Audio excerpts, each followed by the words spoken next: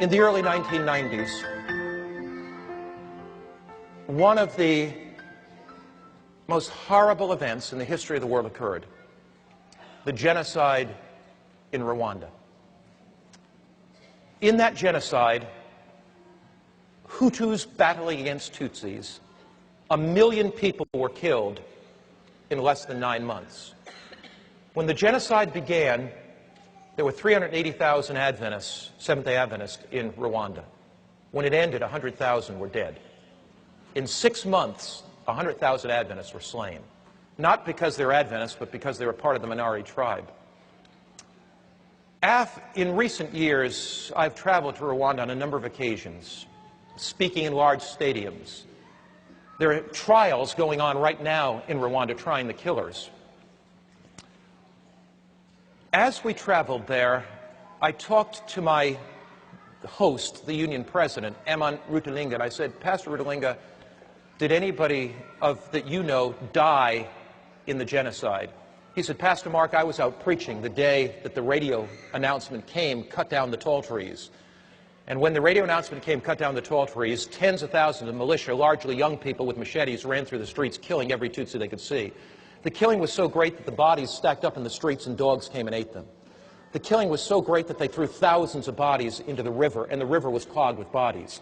Pastor Rutalinga was out preaching as union president.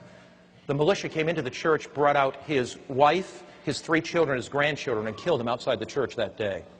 I talked to the conference president. "Did you lose anybody?" He said, "Yes, I did." I said, "Who did you lose?" He said, "I lost my wife, my 7 children." I talked to my driver. "Did you lose anybody?" "Yeah, I lost 47 members of my family. I'm the only one that survived." As I talked to them, Pastor Eman Rutalinga said to me, he said, "Mark, I want you to meet a woman. And when you meet her, your life will be changed forever. Her name is Adele Selfu." And so we got in the truck and we went out this rough road, back country, outside of Kigali in Rwanda. And Pastor Rutalinga told me the story as we went.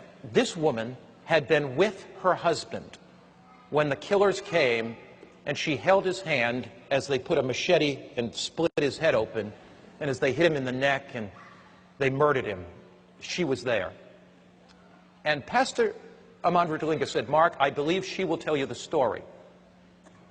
As I walked into her house, I saw a picture of her pastor, Seventh-day Adventist pastor, husband on the wall. And in respect, I simply walked over and stood and looked at the picture. And I thought about what it would be like if I were holding my wife's hand and somebody ran to me, and the horror that she would go through as they split my head open with a machete. As we sat down, we made small talk for a while, and Mrs. Selfu came in the room. And I broached the subject very carefully. I said, "Sister Selfu, I understand you were with your husband when the militia hacked him to death. It may be very difficult to talk about it, but would you like to share it with me?" She began to cry, and she said, "Pastor, I'll share it." She said, "We got word that the militia was coming closer and closer to our village. We fled with 45 others to a Catholic church in the basement. We thought it would be a hiding place and they may go by the church. As we were in the basement, the militia came in with machetes.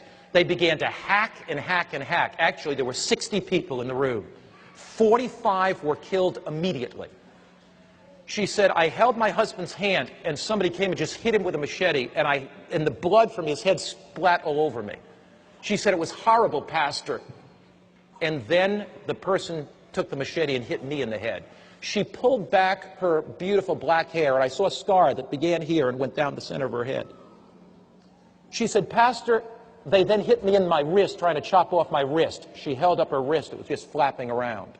She said, "Pastor, then they hit me on the shoulder." And she pulled down her dress a little bit, and I saw the scar on her shoulder. She said, "They left me for dead. And my body lay among the dead bodies for 3 days. At the end of 3 days, the militia had moved on. So, she said, villagers came to bury the dead. Somebody, before they buried me, felt my pulse, and I still had a pulse. So they took me I was unconscious. They began to nurse me back. Pastor, I was in and out of hospitals for 3 years. By this time, the forces from outside of Rwanda that were in the Congo fought their way back, liberated the country, and they built 18 prisoners for the murderers. They put 180,000 people in prison. Mrs. Selfo took 3 years to get back to health, but by now there was stability in the country.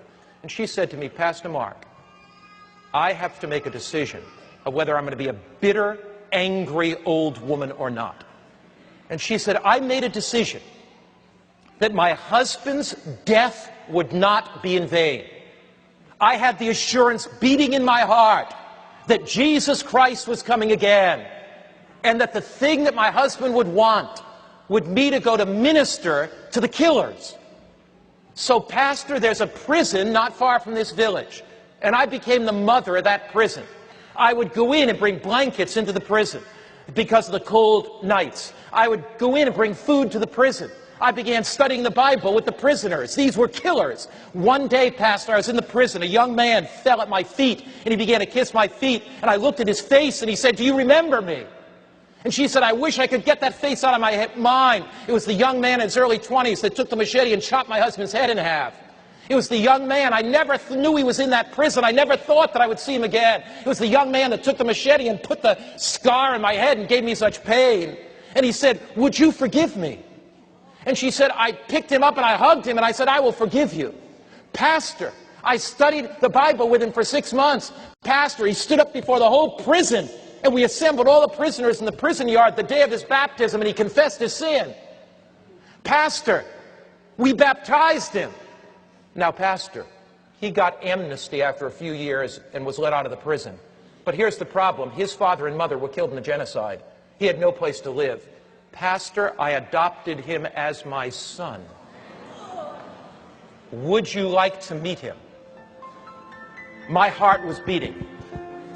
Beads of perspiration stood out of my head. I looked at the pastor's picture, who this man had killed. I thought a killer was going to walk through the door. And Lewis walked through the door.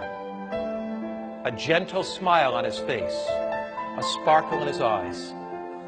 And Amon Rutelinga's, Mrs. Selfo walked over and put her arms around him. And she said, let me introduce you to my adopted son. She said, one day when Jesus comes, all the suffering will be worth it all. One day that Jesus comes, all the heartache will be worth it all. One day that Jesus comes, all the burdens will be worth it all. One day when Jesus comes, the past will be gone. She said, what inspires me is the forward look. Jesus is coming again. Is there something in your heart right now that needs to be dealt with? Have you been harboring some bitterness? Is there some sin secretly in your life? If God can transform Adele Selfu, if God can take that woman and take any bitterness, any anger out of her heart, God can do miracles in your life. The backward look leads you to the cross and forgiveness. The upward look leads you to receive the power of the living Christ that is there. The forward look leads you to put aside anything that would keep you from being ready for the coming of Jesus. There is nothing worth clinging to. As we bow our heads to pray, is there somebody here today that you just want to lift your hand and say, Lord, I need the forgiveness. I need the forgiveness that you only can give. Lord, I need that forgiveness. I need that.